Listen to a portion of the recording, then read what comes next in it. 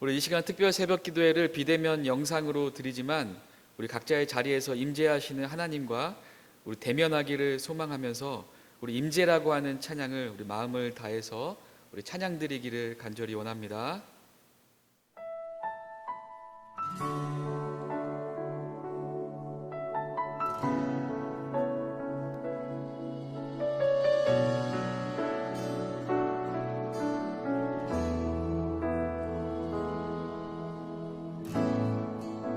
하늘의 문을 여소서, 이곳을 주목하소서. 주를 향한 노래가 꺼지지 않으니 하늘을 열고 보소서. 이곳에 임재하소서. 주님을 기다립니다. 기도의 향기가 하늘에 닿으니 주여 임재하여 주소서. 이곳에 오셔서, 이곳에 오셔서, 이곳에 앉으소서. 이곳에서 드리는 예배를 받으소서. 주님의 이름이, 주님의 이름만이, 오직 주의 이름만 이곳에 있습니다.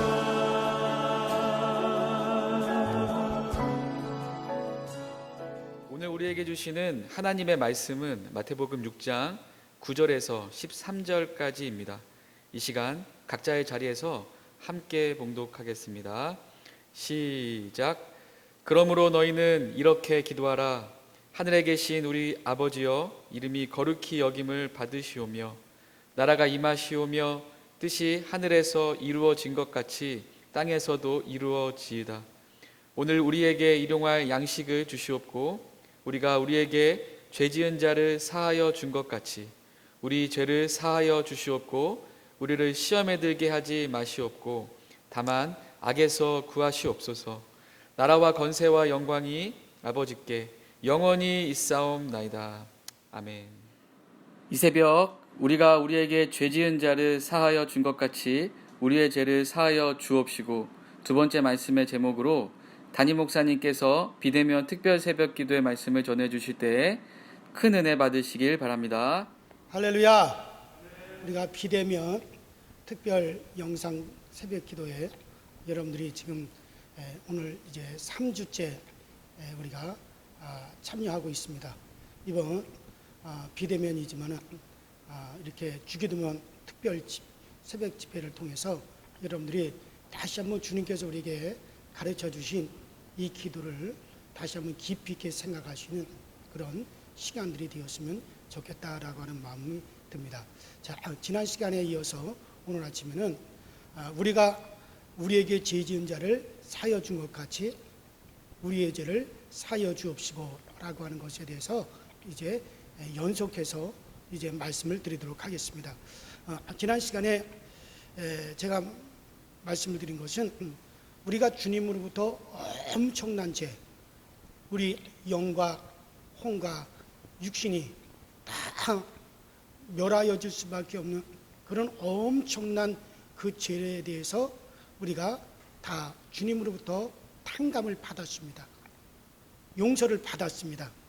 그러면 이제 우리가 우리에게, 나에게 육신적으로 죄를 지은 자들을 우리가 이제 사하여 주면은 우리가 정죄받아 형벌받을 어떤 것에서도 이제 우리를 정죄하여 형벌할 법이 없다는 것을 여러분들에게 말씀을 드렸습니다. 1970년대 우리나라에 통행금지법이라는 것이 있었어요. 그래서 12시 이후에는 절대로 밖으로 돌아다닐 수가 없어요. 12시 이후에 밖으로 돌아다니다가 경찰이나 방범대원에게 걸리며 그대로 파출소로 끌려가고 즉결 이제 재판에 넘겨져 가지고 그 형을 받았습니다. 그래서 이 1970년대 통행금지법이 있어가지고 12시만 안 되면은 막 호루라기를 불고 여기저기서 막 난리가 났습니다. 자, 그런데 그때 저 충청북도에는 통행금지법이 충청북도에만 없었어요. 그래서 충청남도하고 충청북도 그 경계 지역이 저 평택 쪽에 있는 사람들이 다리 하나만 건너뛰면은 바로 거기가 충청북도입니다. 그러니까는 12시까지 막 술을 먹고 술집에서 술을 먹고 놀다가 막 경찰관들이 호루라기를 불면서 막 12시가 돼가지고 막 잡으러 오면은 그러면은 이 사람들이 주랭랑을 치는 거예요. 어디로 주랭랑을 치냐? 다리만 할까 홀짝 건너뛰면은 충청북도가 되니까 충청북도로 홀짝 도망을 갑니다. 충청북도에는 통행금지법이 없기 때문에 충청북도로 도망을 갑니다. 그래서 충청북도에는 통행금지법이 없으니까 12시 이후에 돌아다니고 술을 먹어도 그건 죄가 되지를 않는 거죠. 그래서 충청북도로만 건너가면 경찰관들이 잡을 권한이 없어지게 되는 거예요. 그러다가 이런 일이 계속해서 벌어지니까는 약이 바싹 오른 경찰관들이 어느 날 똑같은 일이 매일같이 반복이 되니까는 이번에는 저 충청북도까지 도망간 사람들을 갖다가 충청북도 다리를 건너가지고 충청북도까지 쫓아가가지고 그들을 갖다가 다 잡아버렸습니다. 그런데 그들이 하는 말이 우리는 이거 충청북도에서 잡혔으니까 이곳에서 우리는 재판을 받겠다. 이곳에서 우리는 죽결 재판을 받겠다. 그렇게 해가지고 재판을 받습니다. 자, 그래서 판사가 제목이 무엇인가? 이 사람들이 통행금지법을 어겼습니다. 현장에서 우리가 잡았습니다.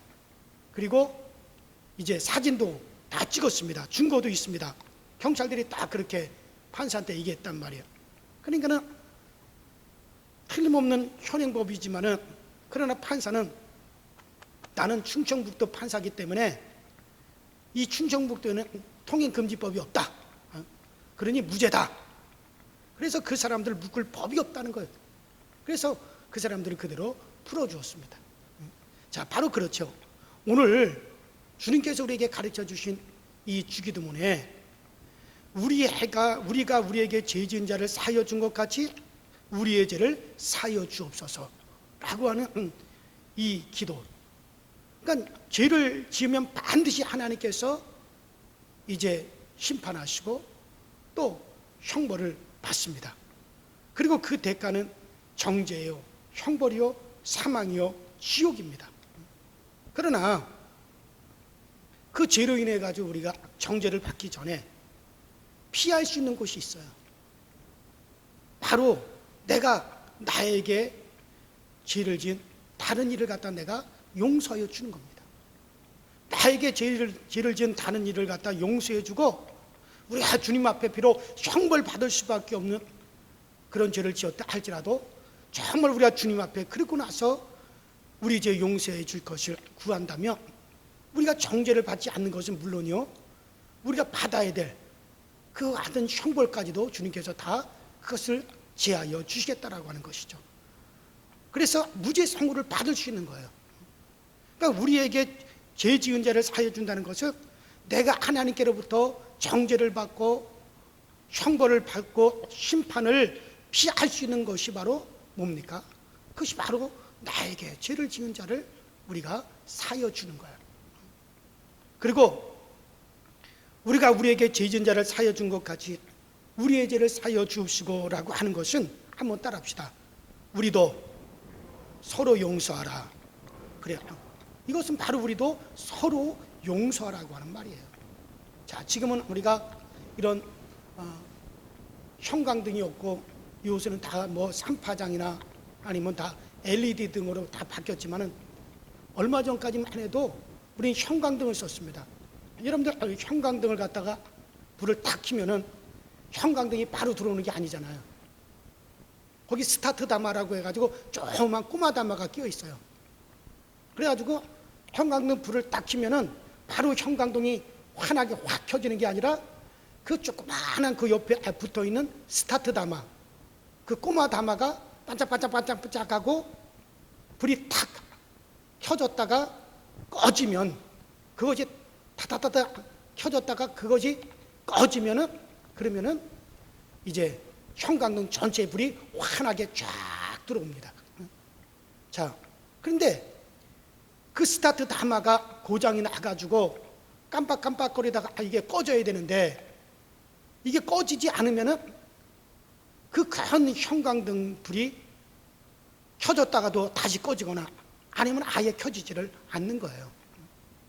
그러니까 본 불이 켜지기 전에 반드시 그 스타트 다마가 꺼졌다가 켜졌다가 반드시 꺼져줘야만이 본 형광등이 불이 확 들어오는 겁니다.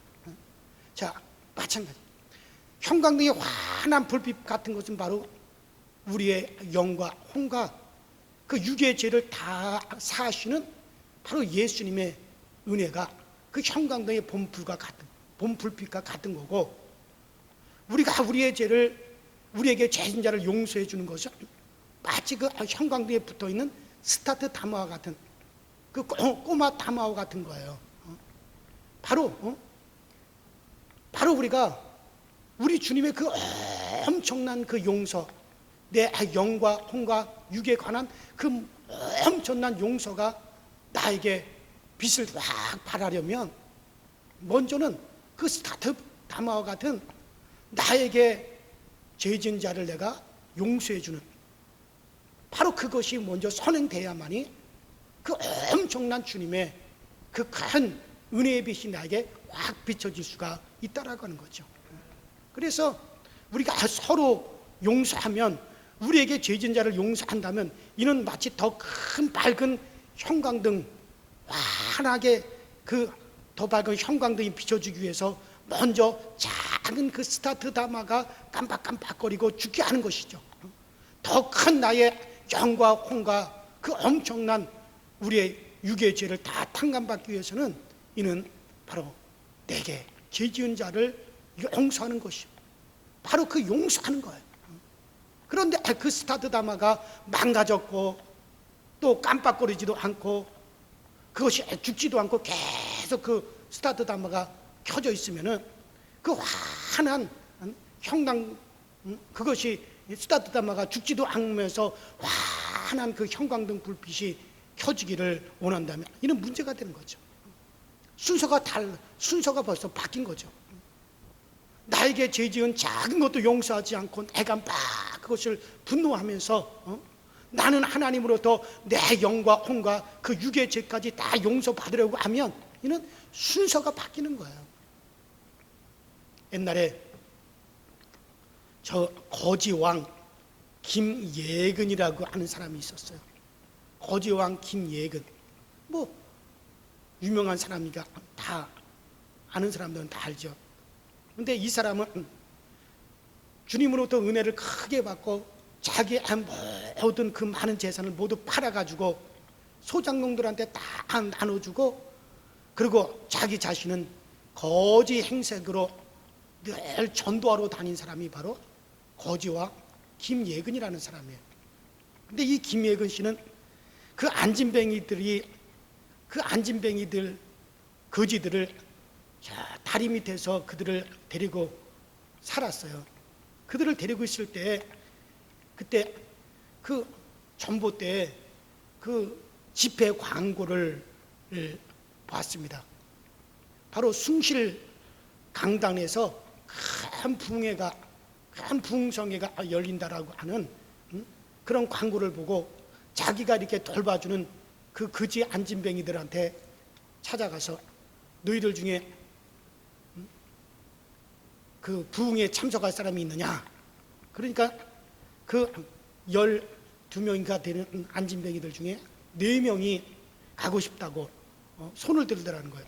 그래가지고 리어카만 있으면은 이 사람들을 한꺼번에 다 옮기겠는데 그 리어카가 없으니까는 왕복 30리키를 한 번에 한 명씩 이 김예근 씨가 등에다 업고 이 사람들을 숭실 그 강단에다가 데려다 놓고 또 한 사람 또 갖다가 데려다 놓고 그렇게 해서 그들을 갖다가 차례차례 데려다가 그 숭실강당 따뜻한 난로 옆에다가 이 거지 안진뱅이들을 다 거기다가 이제 앉혀 놓으니까 그 숭실강당에 사람들이 꽉 찼는데, 아니 냄새나는 사람들을 왜 자꾸 여기다 앉힙니까? 그러면서 막 사람들이 막 욕을 하더란 얘기예요. 그래도 그냥 앉아가지고 은혜 받기 위해서 저녁 예배를 기다리고 있는데 그 저녁 집회가 시작되기 전에 사회자 목사님이 딱 올라오더니 그런 광고를 하더래요. 오늘 저녁 은혜 받기 위해서 우리가 한 가지 꼭 해결해야 될 일이 있습니다. 그러면서 이제 광고를 하는데 내용인즉슨 어떤 부인이 핸드백을 잃어버렸는데 그 핸드백 속에는 그때 당시 돈으로 275전과 도장이 들어있다는 거예요. 그때 당시 서울 집에 웬만한 서울 집 한 채 값이 200원 정도 할 때요. 200원. 근데 270원에다가 5전까지 거기 들어있었다는 거니 뭐 집 한 채 값 이상 되는 그런 돈이 그 핸드백 속에 들어있었는데, 그 핸드백 돈과 도장이 들어있는 핸드백을 분실했으니까는 누가 가져갔는지 갖다 달라는 거죠. 그러면서 그 사회자가 땅에서 열면 하늘에서 열릴 테니 회개하는 마음으로 빨리 앞으로 보내주시기 바랍니다. 그러니까 그 당시 군수 월급이 30원이었다. 군수 월급이 30원이었는데 270원이 넘는 그 엄청난 돈을 갖다가 잃어버렸으니 사람들이 와, 야, 그 엄청난 금액 누가 가져갔나? 사람들이 다 와, 그러더라는 거예요.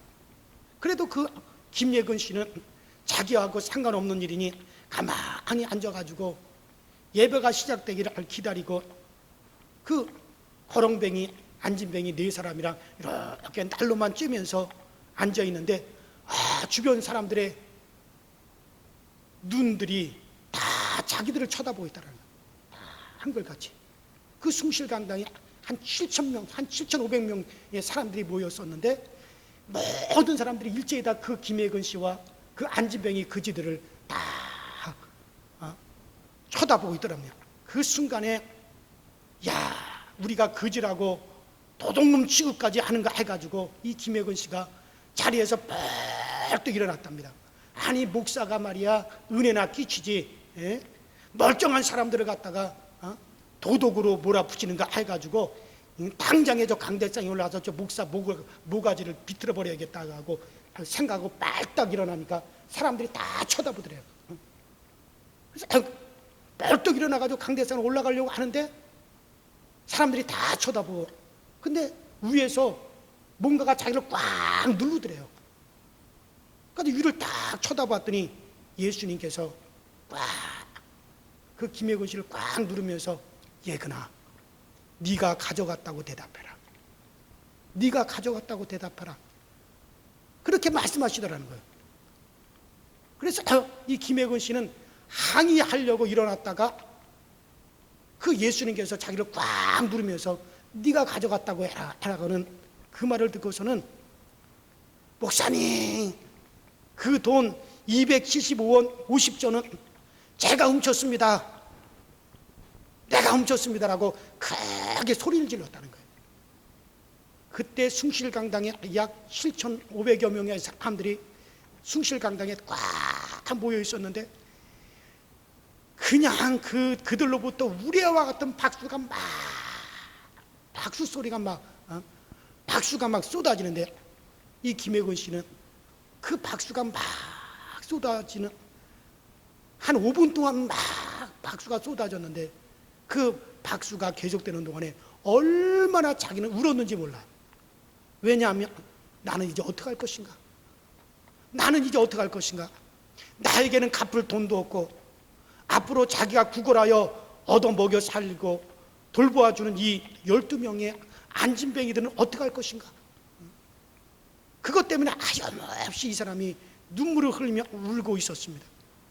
그 안진뱅이들은 옷이 단벌밖에 없기 때문에 겨울에 오줌이라도 싸면은 그것을 빨아가지고 그것이 마를 동안 그들을 갖다가 가마니로 덮어주고 그 젖은 옷은 자기 몸에 감아가지고 말려가면서 입히고 돌보았는데 그들은 이제 어떻게 될 것인가 해가지고 그것 때문에 계속 눈물을 흘리면서 일어나가지고 내가 가져갔습니다, 내가 훔쳤습니다 그 말을 하고서는 막 박수가 한 5분 동안 계속되는 동안 이 사람이 계속 눈물을 흘리면서 울고 있었는데, 그런데 그 박수가 다 끝날 무렵에 저 뒤에서 한 청년이 일어나서 목사님 그 돈 275원 50전은 제가 가졌고 그 핸드백은 내가 나무 밑에다가 버렸습니다 하고 진짜 도둑이 손을 들고 딱 나오더라는 얘기예요. 저는 이 간증을 들으면서 이 간증을 읽고 제가 아주 눈물이 핑 돌았어요. 한 사람의 죄를, 한 사람의 누명을 감당하기도 힘든데 그 예수님께서 네가 가져갔다고 해라, 네가 가져갔다고 하라고 하는 그 말씀만 듣고 그 자리에 모여있는 7,500명의 누명을 자기 혼자 다 뒤집어 쓰는 그 순간에 순종과 그리고 담당의 자세는 과연 우리의 죄를 담당한 주님의 은혜를 받은 자라구나 하는 그런 생각이 확 들어서 제가 이 간증을 읽으면서 아주 눈물이 핑 돌았어요. 이처럼 여러분, 누명을 쓴다는 것은 사람의 힘으로 되질 않아요. 누명을 쓴다. 예수님께서는 사실 누명을 쓰셨잖아요. 누명을 쓴다는 것은 사람의 힘으로 되지 않습니다. 이거 주님이 도우셔야만이 되는 거예요. 인내 없이는 남을 절대 용서도 못하고 담당도 못하는 거예요. 이처럼 용서는 담당하는 거예요. 한번 따라합시다. 용서는 담당이다. 용서는 담당입니다, 여러분. 주님께서 내 죄를 담당하신 것 같이 내가 담당하는 것이 그게 사실은 용서입니다. 우리 주님은 자기에게 있는 것을 우리에게 주기만 한 것이 아니에요. 물과 피를 우리에게 주신 것만 한 것이 아니라 담당하셨습니다. 우리 죄를 담당하셨습니다. 이것이 진정한 용서입니다. 오늘날 우리가 내 형제 자매의 무거운 짐을 서로 담당하고 억울한 일을 담당하면 정말 주님의 몸된 교회의 일을 내가 담당하려고 한다면 교회의 그리스도의 피의 역사에 이 말씀의 이적은 엄청날 겁니다. 그런데 오늘날 교회 성도들이, 신자들이 교회를 담당하려고 하지 않습니다. 서로 담당하려고 하지 않습니다. 교회에 어려움이 있을 때 담당하려고 하지 않아요. 빠져나가려고 그래요. 형제 자매의 어려움이 있을 때 서로 담당하려고 하지 않아요. 회피하려고 그래요. 거기에 무슨 주님의 이적의 피의 능력이 나타날 수가 있겠습니까? 그래요. 억울한 것을 담당할 수 있는 힘. 주님은 이 세상에 오셔서 손해만 보셨습니다. 겉옷을 달라고 하는 자한테 속옷을 내어주고 왼뺨을 갖다가 때리는 자에게 오른뺨을 내어주고 이제 오리를 가자고 하는 자에게 심리를 가지고 높아지려고 하느냐 오히려 낮아져라. 우리가 주님을 본받아 손해보는 심정으로 살아간다면 우리는 우리에게 죄진 자를 용서할 수가 있어요. 담당하려고 하면 용서할 수가 있어요. 우리는 같은 영혼을 가진 이를 심판할 자격이 아무도 없습니다. 누구도 정죄할 자격이 아무도 없습니다. 오직 자격은 하나님만이 가지고 계십니다. 누구도 정죄할 자격이 없습니다. 성경은 남을 정죄하고 판단하는 것은 자기를 정죄하는 것이라 그랬어요. 로마서 2장 1절부터 2절에 그러므로 남을 판단하는 사람아 물론 누구든지 내가 핑계치 못할 것은 남을 판단하는 것으로 내가 정죄를 받는 것이니 판단하는 내가 같은 일을 행함이니라. 이런 일을 행하는 자에게 하나님의 판단이 진리대로 되는 줄을 우리가 아느니라. 사랑하는 여러분들, 우리는 잠시 이 세상에 살 동안 우리에게 죄 지은 자 용서하라고 하는 것은 우리에게 우리가 하나님께 지은 죄를 탕감받고 엄청난 그리스도의 그 은혜를 우리에게 받을 수 있는 기회를 우리에게 부여하여 주신 것입니다. 내게 죄 지은 자를 탕감하고 용서하는 길은 내가 죄에서 하나님으로부터 무죄 판결을 받고 예수께서 흘리신 보혈의 공로를 내게로, 내 것으로 강력하게 이끌어오는 기회가 되어지는 것입니다. 이러므로 우리는 또한 주님께서 가르쳐 주신 이 기도를 할 수가 있는 거예요. 우리가 오늘날 우리에게 죄인 자를 사하여 준 것 같이 우리의 죄를 사하여 주옵시고, 정말 이 기도가 여러분들에게 정말 자신 있게 이 기도가 나올 수 있도록 우리 모두가 정말 그와 같이 담당할 수 있는 그런 은혜가 성령님으로부터 여러분들에게 오늘 아침에 임하기를 주의 이름으로 축원합니다. 주의 이름으로 축원합니다. 우리 이 시간에 다 같이 주여 한번 부르시고 합심하여 기도하심으로 마감을 할 때, 하나님 정말 우리가 우리에게 죄인 자를 사하여 준 것 같이 우리의 죄를 사하여 주옵시고, 이 주님께서 가르쳐 준 기도를 자신 있게 할 수 있도록 성령님 나에게 정말 담당할 수 있는 힘도 주시고 용서할 수 있는 힘도 주셔서 이 기도가 나에게서 자신 있게 나오고 더 큰 우리 주님으로부터 그 은총을 내가 누릴 수 있게 하여 주시옵소서. 다 같이 주여 한번 부르시고 합심해서 기도하시겠습니다. 주여, 전능하신 우리 아버지 하나님 주님을 감사합니다. 오늘 우리에게 귀한 기도를 가르쳐 주셨습니다. 우리가 우리에게 죄인 자를 사하여 준 같이 우리의 죄를 사하여 주옵시고, 정말 이 기도를 할 수 있는 자격 있는 사람들, 정말 주님의 은혜를 받은 사람만이, 또 주님의 그 은혜를 경험한 사람만이 이와 같은 기도를 할 수 있는 자격이 있습니다. 그러므로 우리 모두가 정말 하나님 성령님께서 우리에게 감동을 주셔서 정말 우리에게 지은 자를 우리는 사하여 줄 수 있는, 용서할 수 있는 은혜가 있게 하여 주옵소서. 내가 주님으로 더 큰 것을 받았기 때문에, 더 큰 것을 탕감받았기 때문에, 더 큰 죄사함의 은총을 내가 받았기 때문에 우리 또한 정말 우리에게 작은 죄를 지은 자들을 우리가 정말 용서할 수 있는 그런 마음이 우리 가운데 넘치게 하여 주시고, 우리 주님께서 우리를 담당하시고 같이 우리도 서로 담당하려고 한다면 얼마든지 우리는 용서할 수 있습니다. 우리는 정말 우리가 담당하려고 한다면 얼마든지 우리는 용서할 수 있는데, 우리 하나님 우리에게 정말 우리가 서로의 짐을 담당하고 정말 상대방의 억울한 것을 담당할 수 있는, 또한 우리가 그 억울함을 담당해 줄 수 있는 그런 위치까지 올라갈 수 있도록 우리에게 성령님께서 우리의 그 풍성을 더하여 주시고, 우리 강서지역의 모든 성도들이 서로가 서로를 담당해 줄 수 있고 감당해 줄 수 있는 그와 같은 은혜가 있어서 우리 교회가 정말 우리 하나님이 기뻐하시는 그런 은혜가 흘러넘치고 그리스도의 보혈의 능력과 보혈의 이적이 흘러넘치시는 우리 강서지역과 되어주시도록 주님께서 은혜를 베풀어 주시옵시고, 가정에서부터 이와 같은 것을 실천하게 하시고, 부부관계에서부터, 부자지간에서부터, 모녀지간에서부터, 또 우리 이웃에게, 우리 교우들에게로부터 이와 같은 것을 실천할 수 있는 저희 모두가 되어지게 하여 주시옵소서. 예배를 받으소서. 주님의 이름이, 주님의 이름만이, 오직 주의 이름만 이곳에 있으니, 이곳에 오셔서, 이곳에 오셔서, 이곳에 앉으소서. 이곳에서 드리는 예배를 받으소서. 주님의 이름이, 주님의 이름만이, 오직 주의 이름만 이곳에 있음. 이곳에 오셔서, 이곳에 오셔서, 이곳